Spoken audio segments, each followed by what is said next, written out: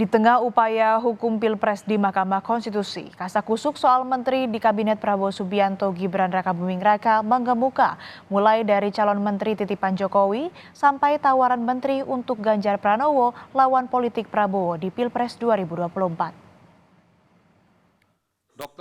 Di Mahkamah Konstitusi, tim hukum dua pasangan Pilpres 2024 Anies Baswedan Muhaimin Iskandar dan Ganjar Pranowo Mahfud MD menyiapkan strategi menggolkan gugatan hukum hasil Pilpres. Sementara, di kubu Presiden dan Wakil Presiden terpilih Prabowo Subianto Gibran Rakabuming Raka sudah menyiapkan siapa saja para menteri yang membantu pemerintahannya pada 2024-2029.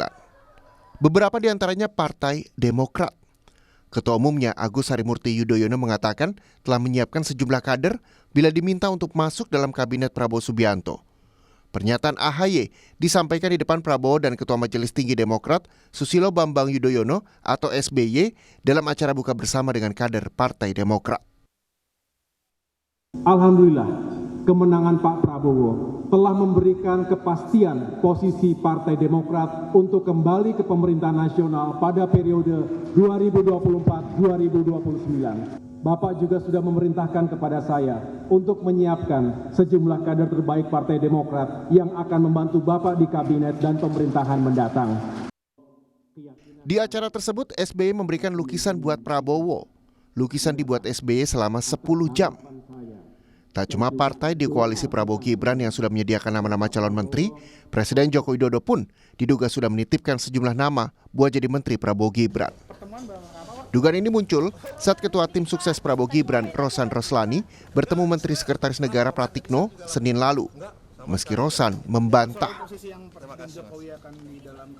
Karena Dubes Amerika itu masih belum ada dan saya masih dihubungin oleh Kedutaan Amerika dalam rangka perayaan 75 tahun dari Indonesia Amerika yang jatuh tahun ini. Nggak ngomong soal politik, Pak? Enggak lah, ngomong itu aja.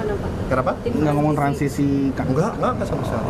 Soal kabinet juga enggak, Pak? Enggak, sama sekali enggak. Gitu, ya. Pak, soal posisi yang Presiden Jokowi akan di dalam kabinet mendatang itu gimana jadinya? Aduh, mohon maaf, saya ngelaporin itu aja kok. Ya. Menteri Komunikasi dan Informatika Budi Aris Setiadi tak membantah informasi tentang usulan Jokowi untuk nama calon menteri Prabowo.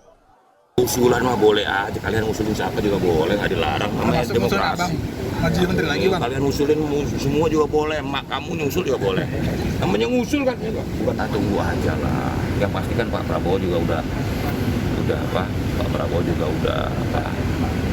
Terus tune in lah. Golkar juga berpendapat tak ada masalah bila Jokowi menitipkan sejumlah nama.